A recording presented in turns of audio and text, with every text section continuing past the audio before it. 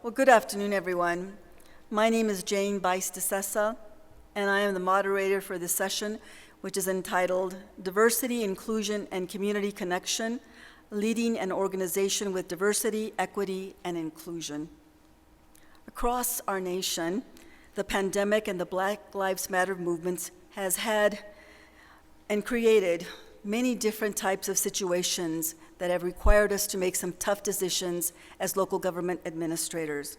I'm very proud this afternoon to have three leaders that have been through such issues. And in this session, they will present the various issues that they had to deal with. They'll talk about what they did to address them, and hopefully they will also talk a little bit about themselves and what they felt as individuals. Is there something that they could have done better, or something that they wish they had perhaps learned ahead of time, or advice that they would give to us? Because, I mean, when you think about it, as public administrators going to the universities, I don't remember, or I don't recall our professors teaching us about what to do during a pandemic, what to do during a terrorist attack, what to do during some of the natural disasters that we've been dealing with. So those are all things that as public administrators, we must be prepared as we go along throughout our work, for some of us. So let's get started. And as I said, I am very, very proud to be dealing with this panel. And what I'm going to have them do is come up one at a time to the podium and give their presentation. Then they'll sit down and answer any questions from you all that you may have regarding their presentation. So first, I'd like to introduce to you Heather Geyer. She is the city manager for North Glen. And I'm very, very proud to tell you that she's also the president-elect of the Colorado City-County Management Association. And she is also our former vice president for ICMA for the Mountain Plains region, where she served as the chair of the Committee for Professional Conduct and the Diversity Subcommittee. She is a founding member of the Colorado Women Leading Government, which is a group that's dedicated to advancing the role of women in government. She is also, I'm very proud to say, a credentialed city manager.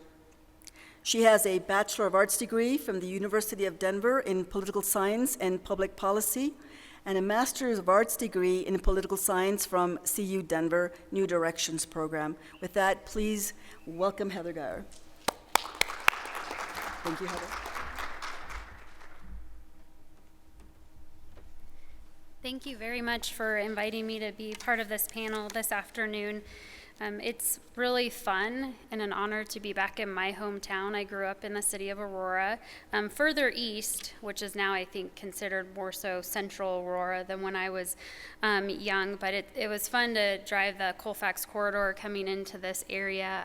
One of my fondest memories, not too far from where we're physically at right now, is my first drive-in movie theater was just a few yards away, and it was the first original Star Wars film when I was young. So it's been amazing to get to see the transformation in this area, and if you're not from Colorado, from the Denver metro area, definitely make sure you get a chance to get out and explore the great work that Aurora's been doing with the redevelopment of the Fitzsimmons campus. So our journey at the city of North Glen, it's been a tremendously difficult journey. One that when I became a city manager 3 years ago, I had no idea that we would be on this journey. It's been a journey that I've wholeheartedly embraced, that many of my staff members have embraced, but Jane asked us, to talk about how we felt during the journey, and that's something that I'll weave in throughout my remarks, but I wanted to start out with just saying this has been hard, and there's no easy answers, there's no perfect way of doing DE&I work, but I think the approach that my staff and I have taken is to really use the phrase lean in and really listen. Has resulted in us being able to build connections with a community like we haven't in the past, and to really embrace the new voices that have come forward. So part of the impetus of our journey in North Glen really came about last year, late spring, summer, with the murder of George Floyd. And we started hearing from voices that we had never heard from before in the city of North Glen. And we're a population of about 38,000 residents. We're located in the North Metro Denver area. Interstate 25 runs through the heart of our community. We're about 6.5 square miles. And we're predominantly a bedroom community, but we're a vibrant community, and we have quite a bit of diversity in our community. And I'll give you just a few statistics so you have a better frame of reference. Our race and ethnic makeup in North Glen is about 57% white, 35% Hispanic, 2.5% Asian, 2% Black, and then smaller populations percentage-wise in terms of Native American and Pacific Islander. So I'll touch on our internal staff makeup as we move forward with our discussion, and then in particular, don't let me forget to share the makeup of our police department, because that's an important piece of our journey. So a few things happened last year that really created a sense of urgency for North Glen to step into action. And I think hearing the new voices that we heard, and because we were in the virtual meeting setting that we were in at the time, it made it easier for residents to engage with their local government, so they didn't physically have to come to City Hall, come to a council meeting, which can be very intimidating. So one of the things I would encourage you to think about is what barriers exist in terms of your interaction with your local government and your community. So we've been trying to be much more conscious of what barriers we unintentionally, unconsciously create in the work that we do as local government professionals.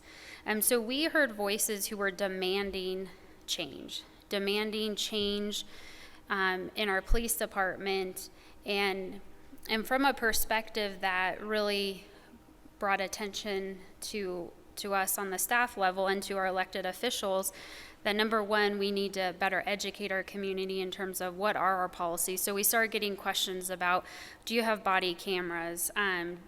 What's your pursuit policy? Do you have a policy on chokeholds? And so really a lot of the conversation started with a focus and a magnifying glass on the police department, appropriately so given what was happening throughout the United States.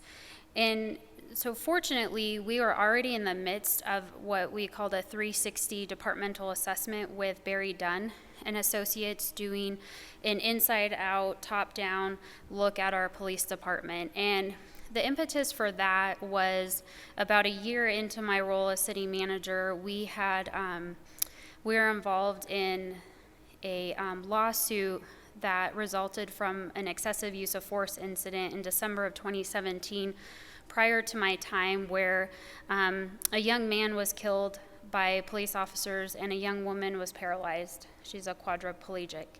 And so it's often known as the Franklin Way shooting. Some of you who are local may have heard it on the news. And so that was, we ended up settling with the families in that lawsuit in, I think, February of 2019. But last summer, that surfaced again. And we had residents coming forward saying, we need change in our police department because of this incident. And so the theme, voices we had never heard from. So what we did was we leaned into the fact that we had the 360 assessment. We're really close to having the findings and the summary of recommendations. And so we added listening sessions to our timeline. And so we would have presented the report to City Council anyways, but we added different listening sessions, so virtual town halls with our community to really answer answer and respond to questions specific to the police department. It also gave us the nudge to, okay, what information should we have on our police department webpage that we don't currently have? Sometimes, again, we think information's accessible, but when you have a resident saying, well, I don't know where to find it, it's really deep within your website. If you lean in and listen and make changes as appropriate, that can be a really positive thing, and what I often call is low-hanging fruit in terms of shifts and mindset that you can make. So with the 360 assessment, one of the findings was that North Glen has a really strong community policing foundation. And for the most part in North Glen, one of the tensions that arose was that we have a very pro-police population, and we have these new voices speaking up and saying, this is the interaction that I had with the police department at this point in time, and it was a negative interaction.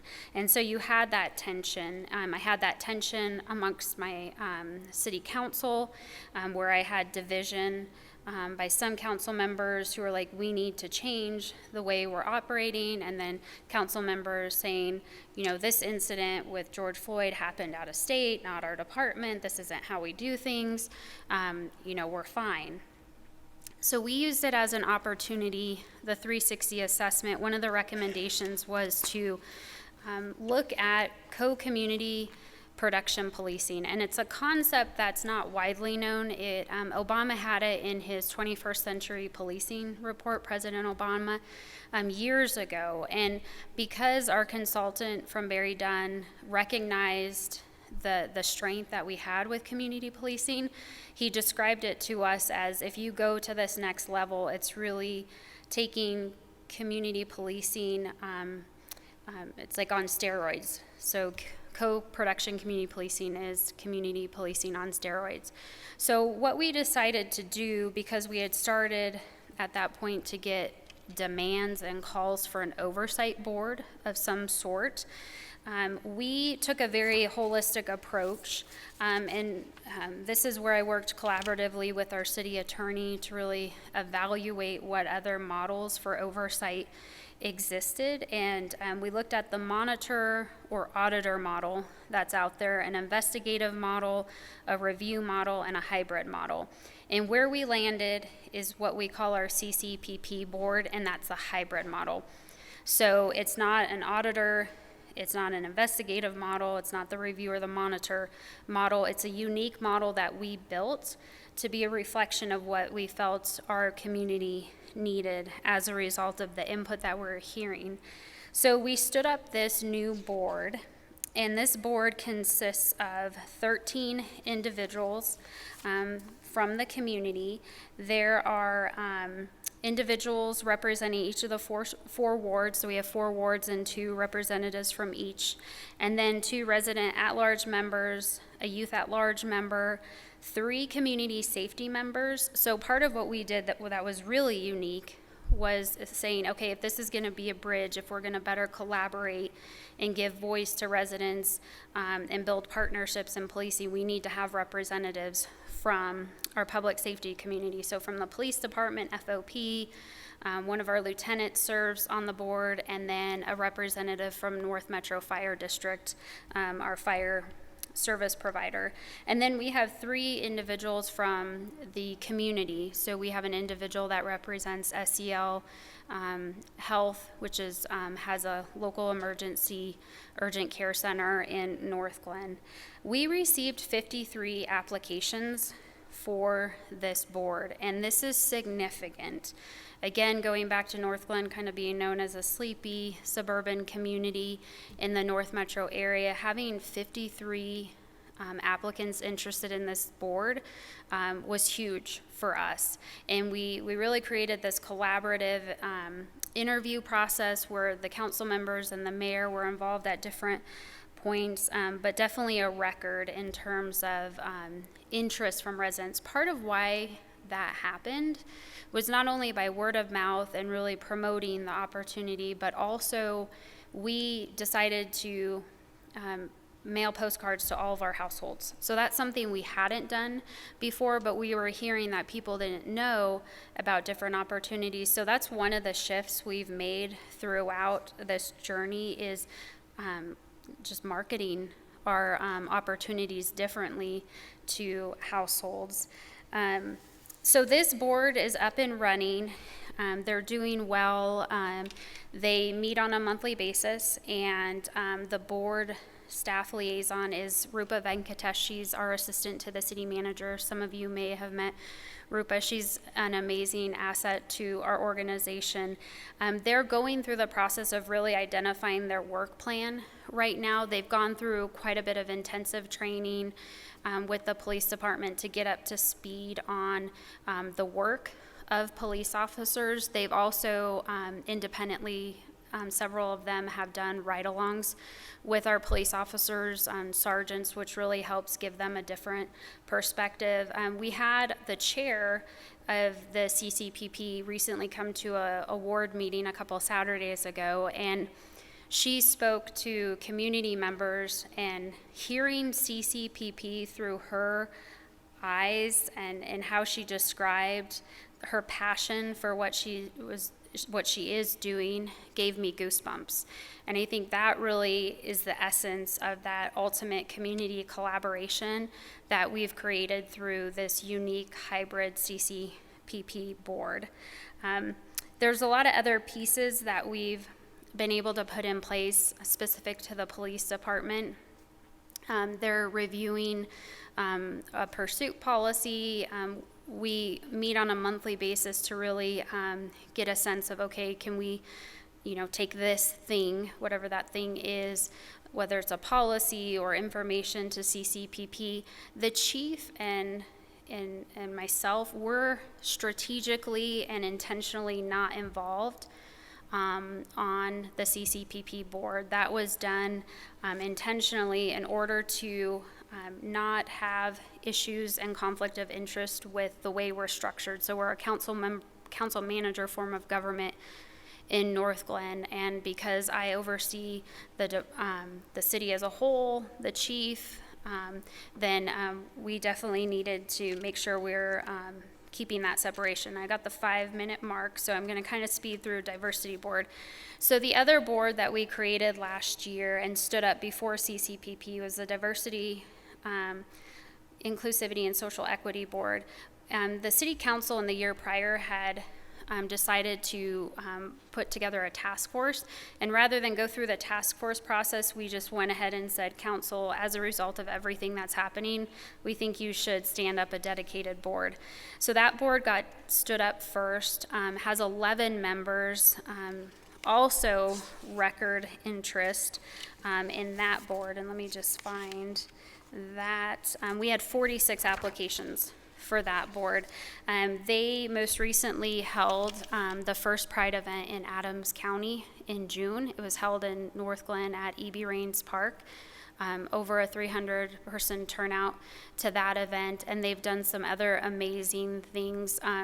So with the diversity board, they're very externally focused. The other arm to the efforts that we have underway is the work that we're doing internally as an organization. We're working with CPS HR. They're doing an internal assessment for on the operating level for us, and then they're going to be providing staff training internally within the next couple of months. I was able to, during this process last fall, hire my first human resources director and chief diversity officer. Tamara Dixon, she came to us from town of Parker. And so she often reminds me, I'm wearing 2 hats, Heather, you've got to give me more resources. And so we're working through what that looks like in the future. But what I can say is North Glen's done a lot in a short amount of time. This is continual work. I could speak like a whole nother 20 minutes plus on just the political dynamics, so I won't say much other than my approach as manager throughout this journey has been the focus on humanitarian work and not getting caught up in the politics, whether you're an R or D or whatever in between.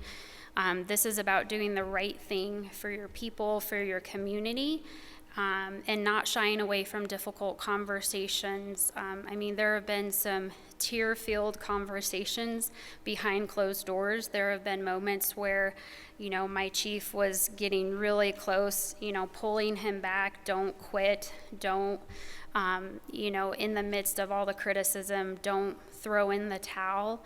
And so he and I have had conversations of recent where he's like, you know what, Heather, I've grown through this period of time. I've had the most personal growth that I've ever had in my career. And that's what's beautiful and powerful about really leaning in and doing the right thing, and hearing those voices in your community and asking, what do we need to change? How can we make our community better, more inclusive, and have North Glen be the place that people want to be? So I'll stop there. Thanks.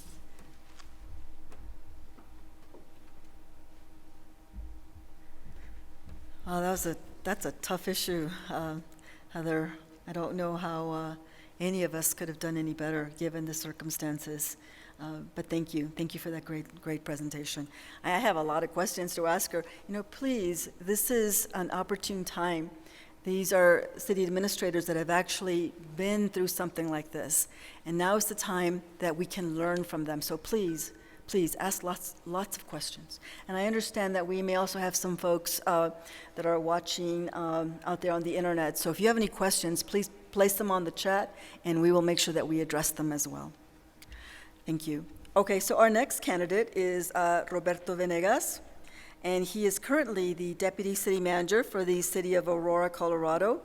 In that role, Mr. Venegas, he directs several departments, and they include Finance, the Office of International and Immigrant Affairs, Intergovernmental Relations, Communications, City Clerk's Office, and Housing and Community Services.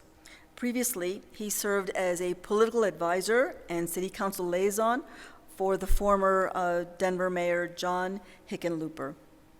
Roberto has a Bachelor of Arts degree from Colorado College and a Master's of Arts degree from Stanford University. Please help me welcome Mr. Venegas. Roberto.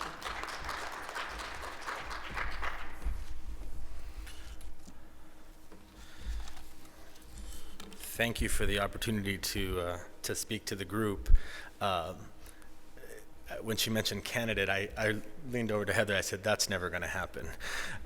Those of us who've been in city management, most of you like playing that role and not the elected official role. I don't think I'll ever be a candidate for elected office. I think that boat I've seen how elected officials work. I have a tremendous amount of admiration for the public service. Certainly not anything that I would want to do. I like working where we're at, where many of you here in this audience are at, and virtually and in person, is working to manage an organization, working to manage your city, working to make sure that your city works effectively for its residents, for its community, working to support your council, your elected officials, your mayors, to make your community the best that it can be. That takes many different forms, that takes a lot of different efforts, but we play a distinct role. And opportunities come to us, challenges come to us, and this pandemic and the social unrest over the summer were those opportunities. Difficult, but all happened at once, but also tremendous opportunities for us to, as I've had discussions with colleagues, accelerate the change that you thought you couldn't do maybe 6 months before. All of a sudden the opportunity is, we can do that now. It's open. There are things and conversations that we can have that we weren't able to have 2 months ago, a month ago, 3 years ago. We would have never had that discussion at all. And now we're sitting at the table, and it's uncomfortable and it's difficult, but at least we're now at the table. So I've always seen what has occurred over the last 18 months more as an opportunity, as a crisis. It's a cliche, but never let a crisis go to waste. I think it's true. Crises are come, and if it's debilitating, then it becomes a negative.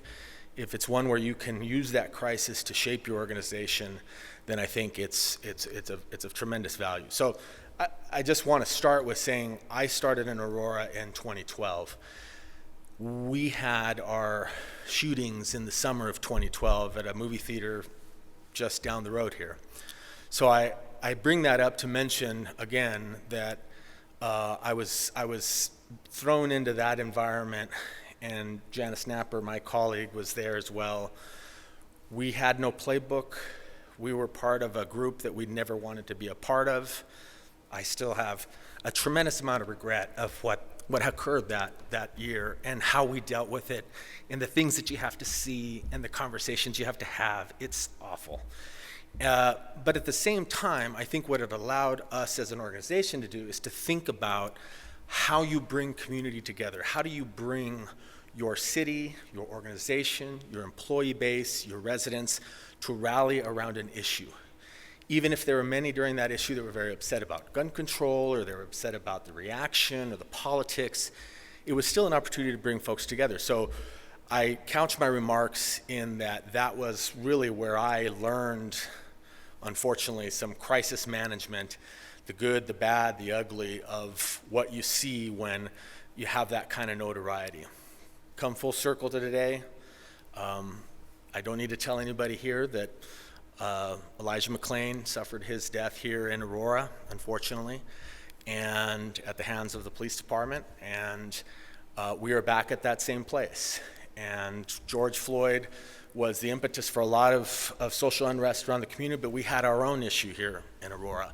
And even before the pandemic started, we were having many very difficult council meetings where the public was coming asking for justice for Elijah McClain before the social unrest, to their credit, when nobody else was paying attention. So when it occurred over the summer, we had the pandemic in March, we started to deal with those issues, and then comes the social unrest and more public attention on the case of Elijah McClain. We as a city had to figure out how we were going to address these issues. And so my remarks are going to focus first a little bit on the particulars of our police department and police reform and what we had to do to address the issues that were surfaced as a result of Elijah McClain and some other issues in the department, and then broaden that out to the kind of the pandemic response and how we worked with community engagement and getting folks involved in our outreach.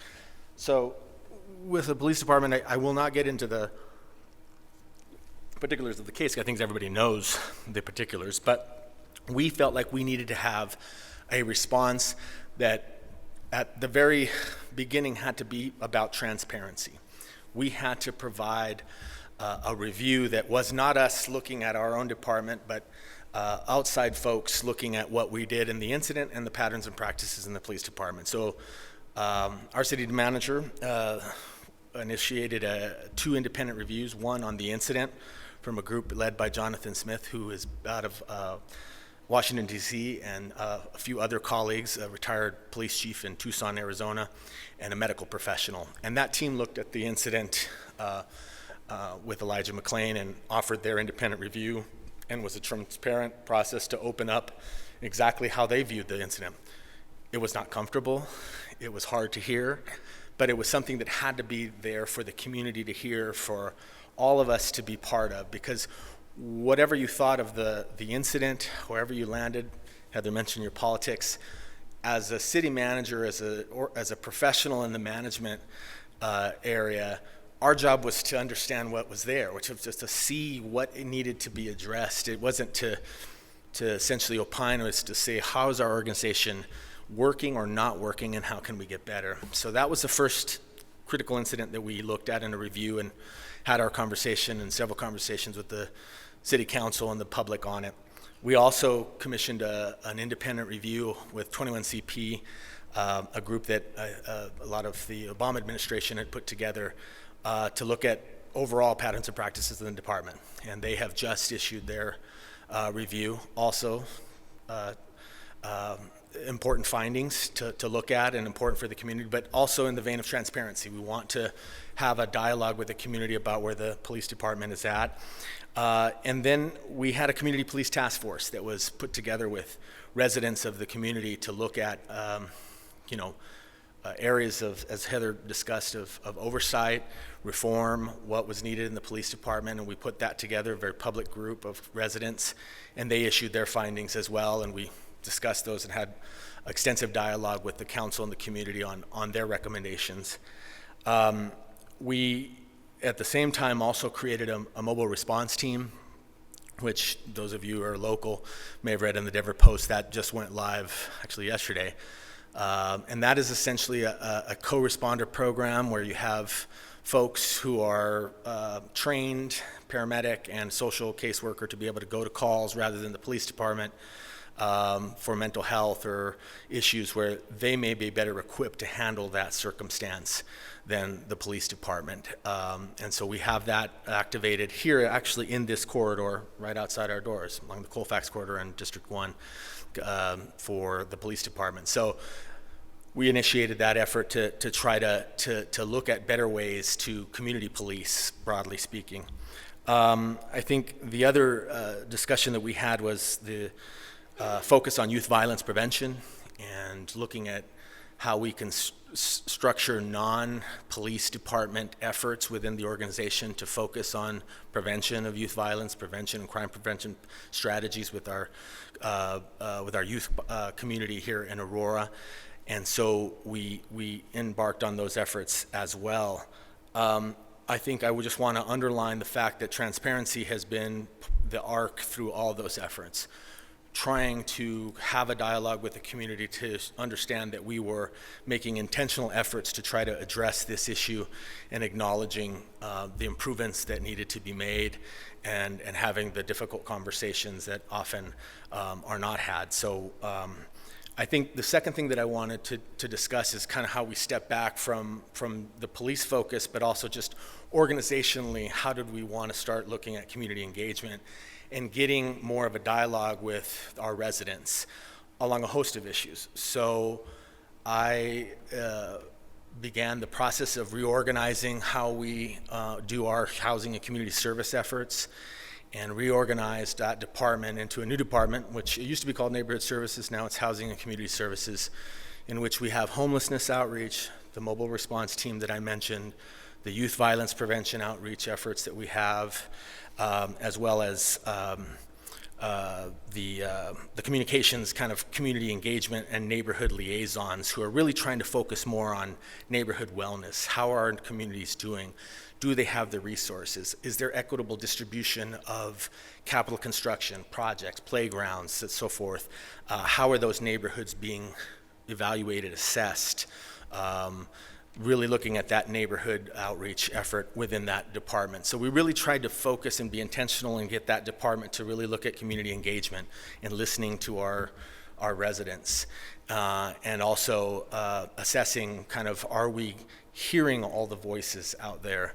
Are we engaging all those voices? Do people feel like they can use this, approach the city not as an impediment, but as a resource, right? I just don't want to go to the city because I have a parking ticket or because they're harassing me because I can't, get a permit, or the city as a resource to connect them to small business assistance, to connect them to housing assistance, rental assistance, any number of assets that they can gain, resources they can gain from the city.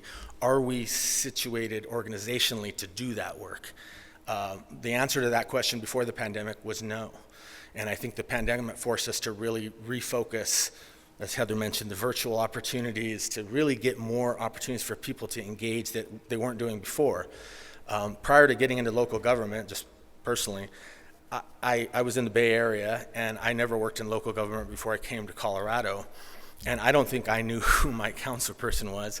I didn't know the first thing about who was in local government. I didn't know who the council member was. I barely knew who the mayor was. And I'm saying this because I think generally most citizens want to know if the park is clean, who's going to pick up the trash, if the streets are clean, and if not. They're not interested necessarily in the politics or what's going on here. They want good city services. They want to know that they're safe. They want to know they have a nice park. They want to know they can get to and from on the streets. They want to know if they can have their trash picked up and how they get their trash picked up, et cetera. And so I don't want to minimize what we do, but I also want to make sure that we're hearing all those voices. Everybody has an ability to do that, and it's not just the folks who are the loudest in the room and who want to, dominate the conversations. Those are important to hear, but we want to get a lot more voices involved. I think the one thing I will also mention is many of you who are not from here, and many of those who are, Aurora is one of the most diverse places in the country. 1 in 5 residents of Aurora are foreign-born. There's over 100 languages spoken in this city. The school district accommodates for all that language, and we have done a tremendous job to try to do what we can to make the city more accessible to those communities. It's what drew me to Aurora after I worked in Denver. It is a vibrant community. I am of Mexican-American descent. I'm from New Mexico originally. I'm a Spanish speaker. I grew up in New Mexico. I grew up with a lot of folks who, New Mexico, for those who are familiar with New Mexico, there are a lot of folks who are of Latino descent who are in positions of power, who are mayors and governors, and who have positions, and that's what I grew up with. I grew up with those communities being involved, and I came to Aurora and wondered, why aren't more of those communities involved in our city government, and why aren't they more empowered? So that's changed over the years, and I think that's important. I think it's important that the diversity in this community is an asset, and I think we've done a few things of recent years to acknowledge that, and I'll just highlight two and then conclude my remarks. One is Janice Napper and her work as the head of the Diversity, Equity, and Inclusion Office that was created in January of 2020. I think that's invaluable. When I started in 2012, we were not having those conversations at all. In 2015, I helped to create the Office of International and Immigrant Affairs. Again, when I started in 2012, we weren't having those conversations because we wanted to reflect that this community had changed, that it had become a landing point for a lot of refugees and a lot of immigrants in this region, in Colorado and in the region, and in the country. So we needed to acknowledge that, both from a language access perspective, but from a service perspective. These were communities who are hardworking, entrepreneurial, and really provide value for us as a city. And they are to be embraced as a branding opportunity, to be kind of crass about it. That's who we are. We are a diverse community, and that is a positive. And that creation of that office and a creation of an integration plan to bring those communities into the fold was intentional. And I will conclude my remarks by saying that that word, intention and intentional, is one that's important, just as much as transparency. I think often what we were doing during the pandemic and during the Black Lives Matter, the social unrest, and we needed to be more intentional. There needed to be more intent in what we're trying to do as an organization. And I know sometimes people say, well, everybody can create an office of, right? You created the office of, and that's true. If the office of has no resources and is really symbolic, then yeah, you can be taken to task for that. But I think also, if those offices have the organizational support of the leadership of the organization, from the city manager to the council, from the top to the bottom, they really create impact, and they change your organization to be more nimble and to be able to be more responsive when you have a pandemic, when you have a crisis like we've had in the last 18 months, both with the social unrest and also with the pandemic. So, and one final remark, and I would be remiss to say this because I think we all have organizations with varying numbers of employees.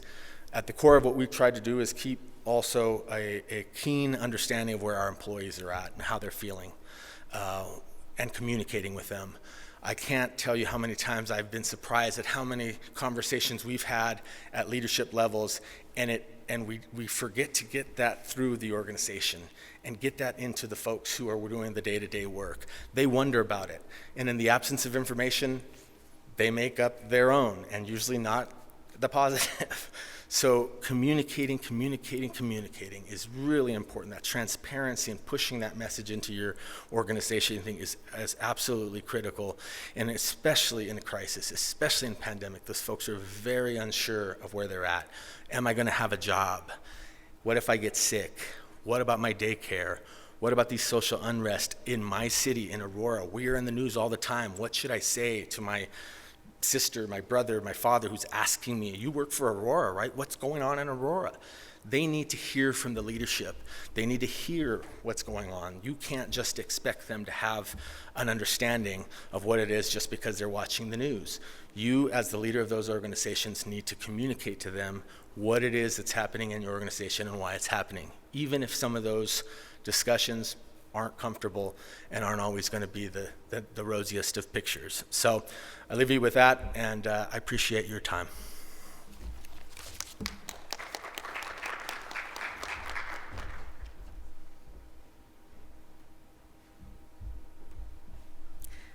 It's like I said in my introduction here, those are questions that they don't exactly teach us when we're studying at the university.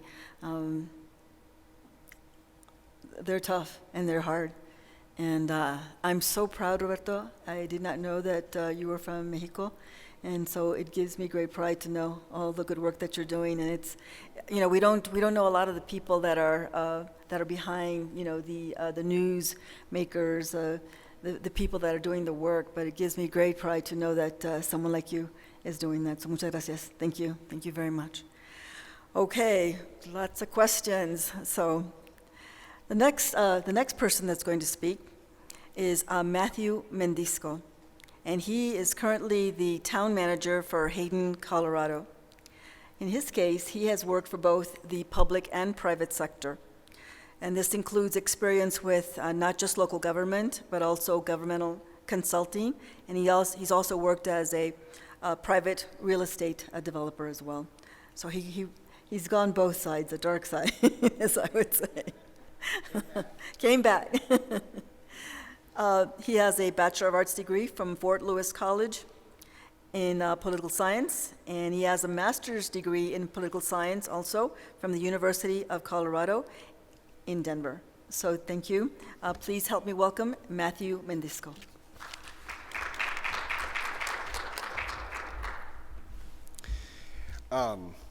So I'm the last speaker on the last session of the day.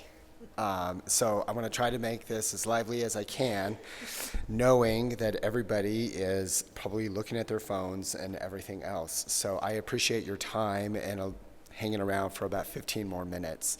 I know that's, having been through a lot of these, it's really hard, and I'd like to thank the panelists and Jane as well and everybody else who's here. So I live in a rural area of Colorado, Northwest Colorado specifically, if you're wondering where Hayden is at for anybody online, and or close to Steamboat Springs and the city of Craig. Hayden serves a population roughly of about 2,800 people, outlying areas a few hundred more, but we're next to the second largest about 20 miles away from the second largest ski resort in Colorado. Which is the Steamboat Springs Mountain. And on the complete 20 miles west, we are 10,000 population city of Craig, which is more of a coal-based population, coal mining and things like that. So, and Hayden is right in the middle. And so we deal with unique challenges, unique culture. Hayden is a mix of both ski town, rural agriculture, coal mining. From an social economic perspective, it's about as diverse as it can get, and which is kind of where I wanted to start as far as demographics. For a small community, we're pretty diverse. Routt County as a whole is not a very diverse county, mostly Caucasian, about 14% Hispanic, Native American, very small. We did have the first ever African American mayor in Hayden, and then he just became county commissioner of Routt County in November. And he and I had the fortunate to lead during the pandemic in a rural place where we just weren't sure how we were going to do it, because things like when you're a smaller community, the resources you have, everybody becomes extremely dependent on what those are.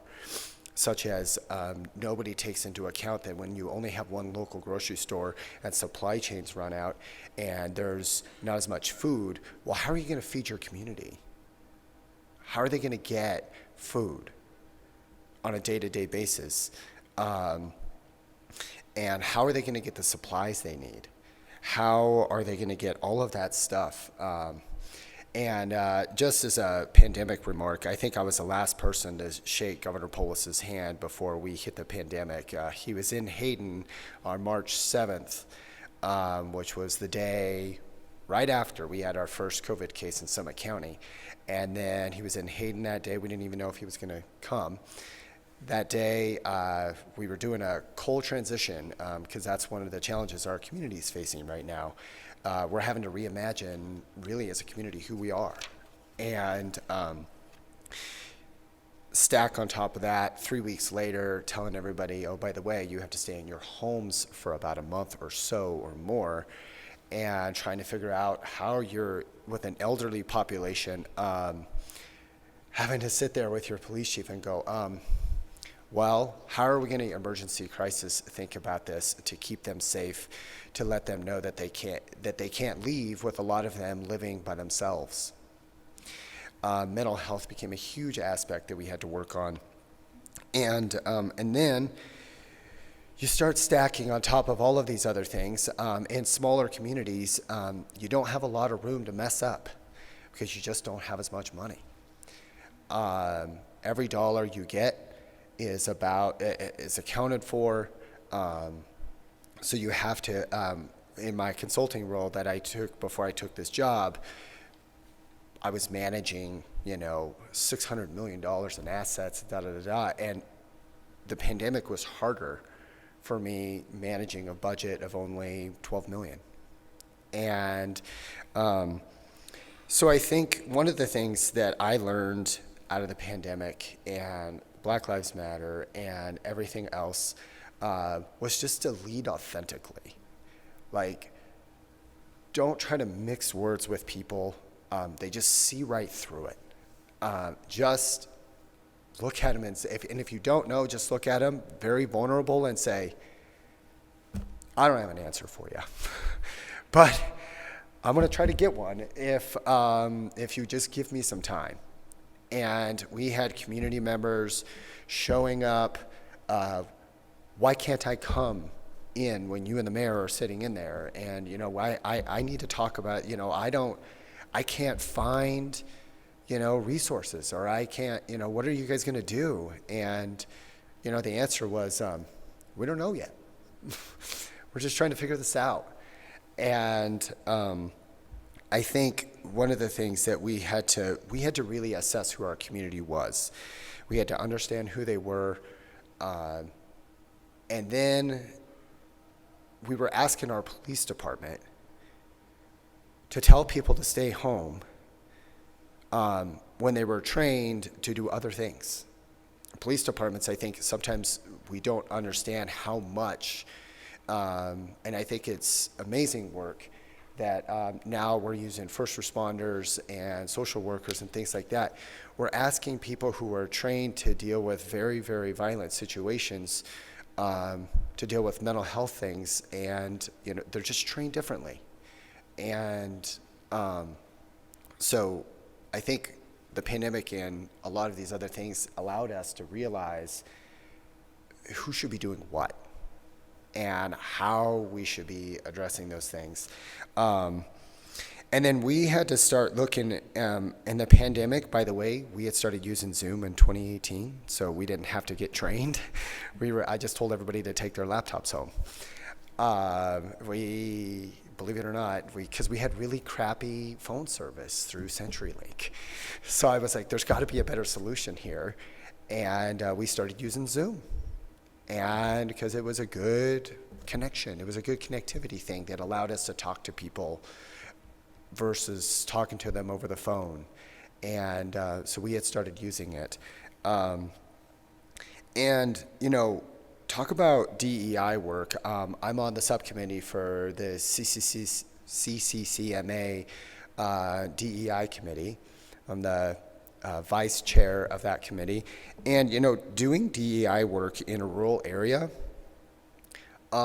is different. I think you have a lot of people who try to brush it off. They try to say it doesn't matter. So when I was sitting in a council meeting one time, and one of the council members asked me why we were implementing, this is actually January 2018, and one of the comments I also want to make that I wrote down was, let's not wait for a pandemic or a tragedy to do this work.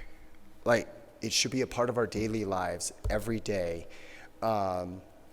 In 2018, we implemented what I thought no rural area has ever done. We implemented a maternity leave policy. So it was 10 weeks full paid, no PTO, no short-term disability or anything else like that. It was 10 weeks full paid, and that was just the start of evaluating policies, because what we saw was we had people thinking, well, gosh, how do I, because in rural areas also, wages are much lower.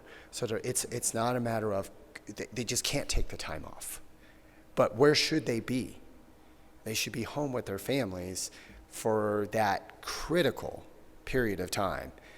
And so what I wrote down here, when we started getting into George Floyd and all of those things, we had people actually telling us that we should be doing nothing.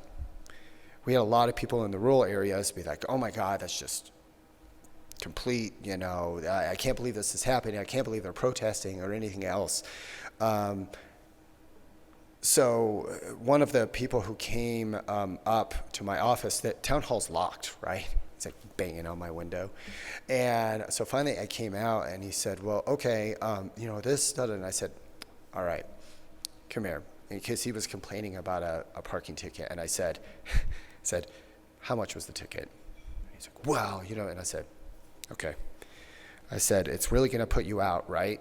I said, and you're complaining about all this other stuff? And I said, I'll write you a check for the $20 if it's going to put you out that much. And he kind of looked at me and I went, but by the way, just so you know, that family's lost. I said, so what I'm going to do, I said, you're not going to have a choice in this. I'm going to call the police department. We're going to take your truck. We're going to take your car. We're going to take all of these other things. I said, because right now you're putting our community in danger. How would that make you feel? I said, they just lost their family. And he just looked at me and I said, just go home. Let's just be safe. Let's just treat everybody the same. It doesn't. And once we started, and now he's actually on our, we have a policy committee that we just formed to look at all of our town policies from the community, invited in through our budget process. So we're going through our budget process, and nothing speaks to budget like policies, like where you put your dollars. And so we've invited the community to come in, help us look at all of our policies so that we can understand how that's having a community impact on things. One of the most humbling experiences during this entire time, somebody came in, we were just kind of emerging out of the pandemic, and they said, by the way, he was Spanish speaking, his daughter was translating for him, and they lived on a road, and it was the only unpaved road we have in the town of Hayden. It's kind of on an alley. We're talking about alleys. It's kind of on an alley. And he said, well, it's the only unpaved road, and it's really rough, and we've lived there for 5 years. And then he said, I would volunteer to help, make it better, and we just want to be community servants. And then I started looking, and that was the most ethnically diverse population within our communities that we had in that one spot. And I went, so we just disenfranchised a bunch of people because we thought it was a road that wasn't as important. I would advise you all, we've talked about a lot of things, but looking at infrastructure, and how that has an impact on everybody's, your neighborhoods, everything else. Does everybody have the same access to parks that everybody else does? Do they have clean roads? Do they have, I mean, really actually look at that. And I think what you'll find is a lot of times neighborhoods will differ, but they're never equal. And some neighborhoods are really great, some are not. I moved from the metro area, Aurora, lived at Chambers and Iliff when I left. And, you know, we had a great neighborhood, but I can tell you that street to street, you could tell the difference. And you could also tell, and what if those streets were a little bit better? And as the streets got better, the houses seemed to like get better. They seemed to, people take pride in their living spaces, and they were, you know, and that lesson when that gentleman came in and then he volunteered to help fix the road. And I went, we'll get to it, I promise. And and we spent $100,000 in about a month to fix that road. But I was not going to have a community member. It was my first experience as a city manager where I truly knew it was our fault. Like, and I think that's the other part that a lot of times cities and things like that, they don't want to admit that it was their fault. Sometimes you just got to say, we messed up. It's our fault. We let you down. And that kind of authentic and that vulnerability of just looking at somebody and saying, I let you down, I have no excuse. And then say, would you work together with us to help fix this? And that's been one of the most valuable lessons. And so as I've went to enter this DEI work that I've been working on for CCCMA, what we're coming to quickly realize is, what do city managers typically, city managers are typically about much older right now. Typically in Colorado, they were, even 10 years ago, and I was just kind of going into the private sector. And it was, 10 years ago, 15 years ago.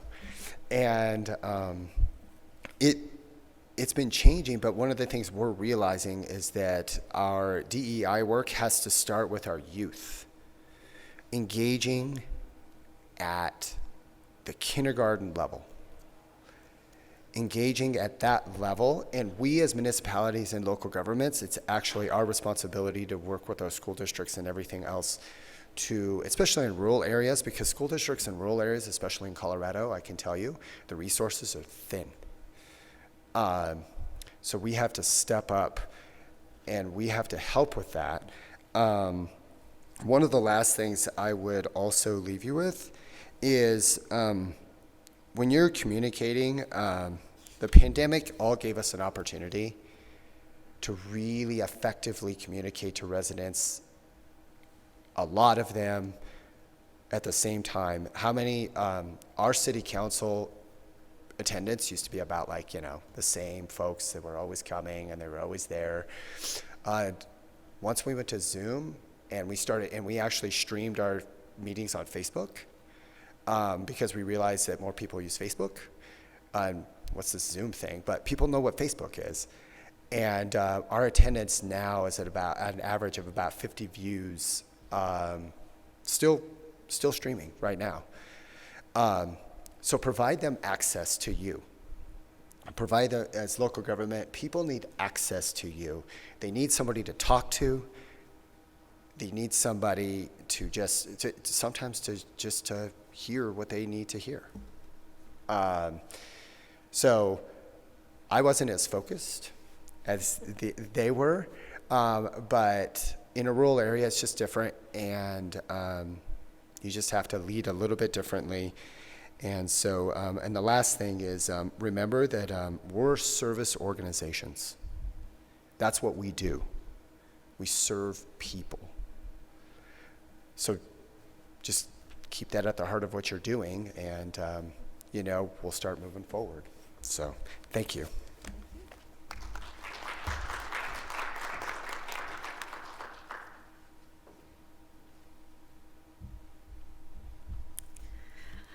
Boy, I can relate to a lot of that. I've worked for small communities myself, so I know what you're saying. A quick story: there was this one resident, and it's a small city, and she only had so much money to do so many things, and she in the city that I worked in, we required people to buy if they were going to get additional trash out, they had to buy more permits or tickets so that they can get their trash out. And this one lady, she only had enough for 3 extra a year, and it turns out that she needed some more, so she wanted the city to give her more. And of course, we didn't have any funds allocated, but she was adamant. And so finally, I said to the staff member who was arguing with this lady, I said, just let her have it. I'll pay for it. Don't tell her. Just put it on there. And I shouldn't be doing things like that because it can get me in trouble. But I did it, and I did it for almost 15 years. And she never knew, and I never want her to know. And sadly, she did pass away. But the little things that we do as city managers sometimes, never in a million years would you know that you'd be doing something like that. But I agree with you. I love being a city manager. I love what I do. I'm very proud to be one, and very, very proud to hear the stories that these city administrators have gone through.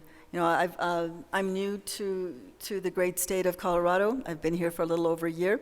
And while I have been in Aurora, and I've also been in Northglenn, Heather and I are becoming good friends. It's good to have a good person to talk to. But I did go onto the internet and saw the beautiful, beautiful, beautiful township of Hayden. And there's a lot of good fishing, a lot of good hunting, a lot of all that good stuff. So if you want to if you like to hike and swim and canoe and all that, I think that's probably one of the places to go. Okay, so now with that, let's talk about, do we have questions? And I ask, if you do, just please step up and ask your questions. These are important individuals. They've done some incredible tasks, and I ask you, let's learn from them. So let's get up here. Any questions?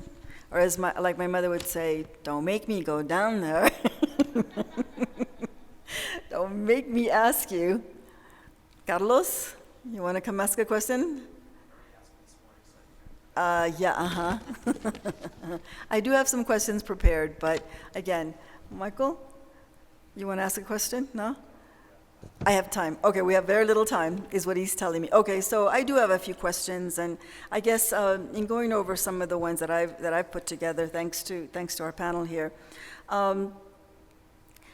Let's talk about, I don't know if everybody can answer this question, but how did your local government support a diverse, equitable, and inclusion practices in the utilization of COVID-related federal funding?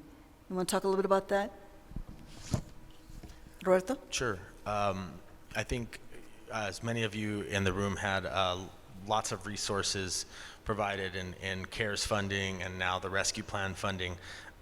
We set up a grant funding program application process on the fly, stood it up, got word out to folks, and we really wanted to make sure we did a couple things. We capped the size of the entities who could apply. That was the first round or two.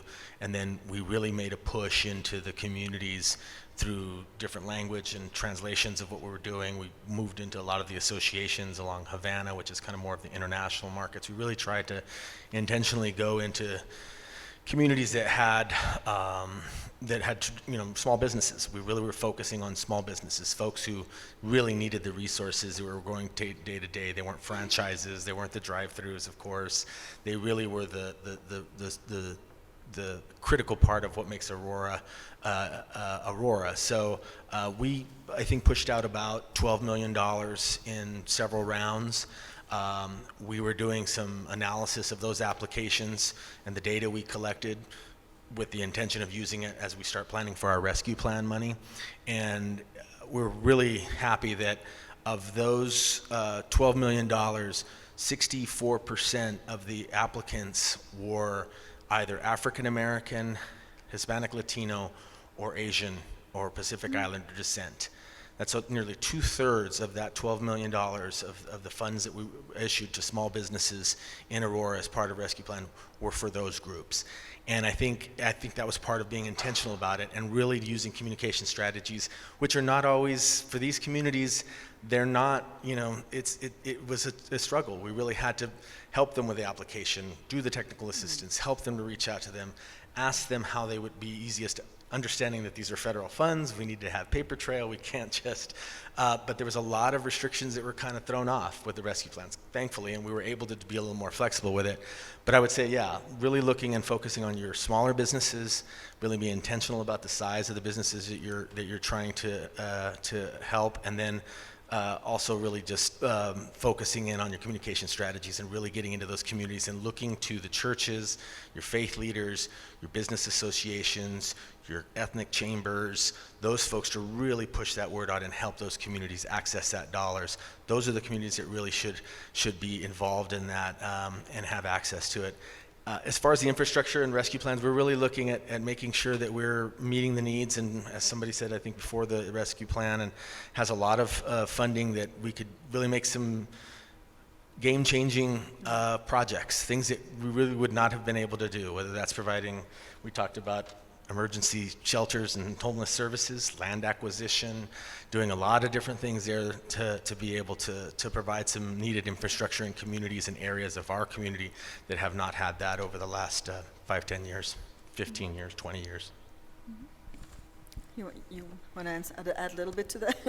Sure. So in North Glen, interestingly, when we started out discussion of what support did we need to provide to our community, it was right about the same time I was being informed by Adams County. So we're a small community within Adams County, and so we received our CARES funding through Adams County and had to go through the whole IGA process. And Ray was amazing. We got that all done very quickly. So a big thanks to Adams County for that. We probably pushed the envelope in some ways a little too much with their CARES funding. We were told we couldn't, we had one use of our CARES funds where we created, we bought gift cards from a lot of our restaurants to support them and then put them in goodie bags that we then handed out at neighborhood functions, because we were really trying to find a way to give to our residents, knowing that we couldn't just cut them a check. We had gone through all the legal review. So we had utility assistance programs. We had the programs that were partnering and leveraging our funds with other community funds like Maker Housing Association in terms of the county's housing program. And then we had grants programs that we had for both businesses and nonprofits. So the one thing that comes to mind that I kind of chuckle about now thinking about it is we really pushed the envelope with the dining gift card program, and the county came back to us and said, yeah, you're gonna have to pay for that yourself, so you can't use CARE funds for it. So I've given Ray a hard time about it because I think it was a very creative program. It was over $100,000 that we spent, but it was a way to invest money into our community. And what was really hard about COVID and the impact on residents is it didn't look the same for everyone. So being able to give a $25 gift card to a family, knowing that could buy a meal, and it's a way to reinvest those funds, went a long way with our community members. Mm-hmm. Matthew, anything different? I don't really have much to add. We did a lot of the same things, business grants, things like that. One of the other things, though, that we did do is utilizing our local government structure. We purchased a lot of PPE for everybody because that was one of the things that was severely lacking that we couldn't get. Mm-hmm. So we worked with Route County and others to kind of combine our funds when they distributed it, and then we utilized those through emergency services and to distribute that to everybody else just to keep them safe. And then we also really focused on needs of individuals, et cetera. But we did it we did it the opposite way. We provided grants to businesses with stipulations that people could come in and use them to get free meals. Get more. So they pumped out that food, and then people just showed up, kind of like a food bank type of situation. So Yeah, I know we did the same. We used many of the same types of techniques to help our communities. But this other question, and I guess it'll be the last one because I'm ready to get close to time here. This is a tough one. And there were some people like this in the city council. So what advice do you have for managers whose councils are not supportive of using taxpayer money for these types of efforts? What advice? That's a tough one. I'll go first because my council was pretty divided, especially on DEI specific things, which now they're 100% unanimous in supporting it. I think it's just, I hate using the word education because, you need to educate people. And it's like, well, what does that mean? Education's different for many people, but I think the best thing, like I said, is just to talk to them about real results and real examples, showing them, sometimes even physically taking them out and understanding what the impacts are and how their money can help bring up the equity of the community. Because I think local elected officials typically, I found they do want to do the right thing. They do want to help their community. That's why they're there. So most of them. So that's what I've found is just Education. by example. Very good. Heather? I want to add to that? That's a tough one. This is a tough one, and I would say standing up our DICE board was less political than standing up our CCPP board because of our pro-police community and the representation on council and their perspectives. I think what I found was really finding that neutral space and really making sure I knew everything I needed to know as manager to appropriately advise my council members, especially the ones in particular that had concern that CCPP was going to be taking power away from the chief, taking power away from me, and so I spent a lot of time listening and asking questions and finding that opportunity to be that bridge. And I mean, I'll be honest with you, I had some council members point blank ask me, is this going to work? And not being afraid to say, I don't know, but this is what the intent is. This is what we're hoping to build, and I need you to help be a part of this, and asking them to be a part of it and to step forward and to lean in. I also spent quite a bit of time, I was doing a lot of self-education through COVID in terms of getting up to speed and in reading a variety of materials, everything from White Fragility by Robin DiAngelo to watching podcasts and different videos by Ibram Kendi to try to get up to speed, because I felt like I was really lacking in a large regard to just where I needed to be within the DEI landscape. So I wasn't afraid to share my lack of knowledge with my directors and my elected officials. And through that, I think I was able to model, well, just seek these resources out. Roberto Montoya was here earlier, and he used to work for GARE. And I really leaned on Roberto in reaching out when Rupa and I had different questions about the construction of DICE board and CCPP, because you know what you know, and you can't be afraid to ask and ask for help and admit when you don't know. And so through the wisdom of others and seeking out examples from other communities, Boulder has done a tremendous amount of work in this space, and so also reaching out to, I had several conversations with their staff members and really trying to find, okay, where's the fit for North Glen and what path can we go down? So it takes Good having advice. courageous conversations. Good ultimately. advice, Heather, good advice. Roberto, anything you want to add? No? Okay. Well, I know we're running out of time here. Thank you to this panel.